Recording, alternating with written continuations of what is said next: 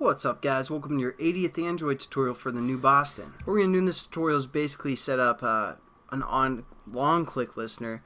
I'm not sure if I don't think we've done that before, so that's what this tutorial is going to do.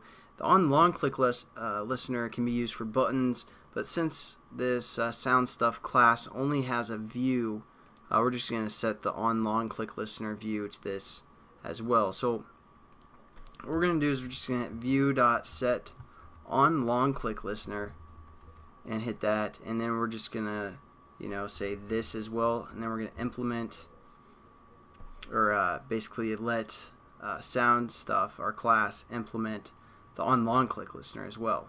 So again, it just puts a comma OnLongClick listener, and then we're just gonna say add unimplemented methods, and down here is our OnLongClick listener. Now what we're gonna do is we're gonna set up a media player variable or object as well. We're going to call this MP. Then we're going to set this equal to media player dot create context this, and resources r dot id dot r dot what's going on? I'm sorry, r dot raw dot, and then our background music. And again, we're just going to set this variable so our whole class, all of our methods can use it.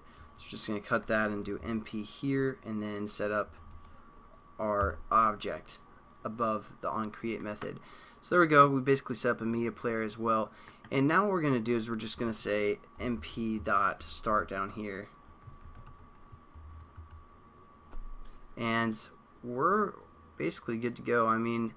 Now basically what this OnLongClick is if we click and hold for like a second or something, I don't know the exact time, it's going to call this OnLongClick method instead of this onClick method.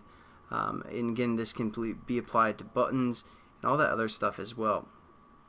And again, the difference between the media player and the sound pool is the sound pool will allow it to basically be loaded into memory, whereas the other way it's going to kind of stream it. It's going to take a while. So again, the sound pool is just short clips that can be played quickly and effectively, and that's what you're going to use the sound pool for. Whereas you want a longer background sound, you're going to use the media player.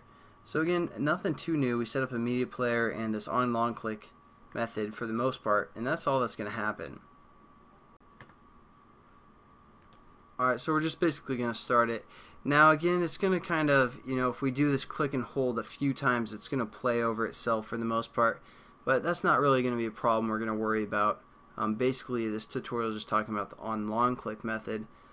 So yeah, it's not the most efficient little application, but that's fine. Just to introduce this new method that you guys can use for buttons or views or whatever you guys want to use this OnLongClick for. And let's get this started up here. Turn up the volume. Sound stuff. And if I just click quickly, it's still just playing our sound pool, but if I click and hold, it starts our music. And then we can still click and it plays our sound pool stuff, as you can see. And there we go.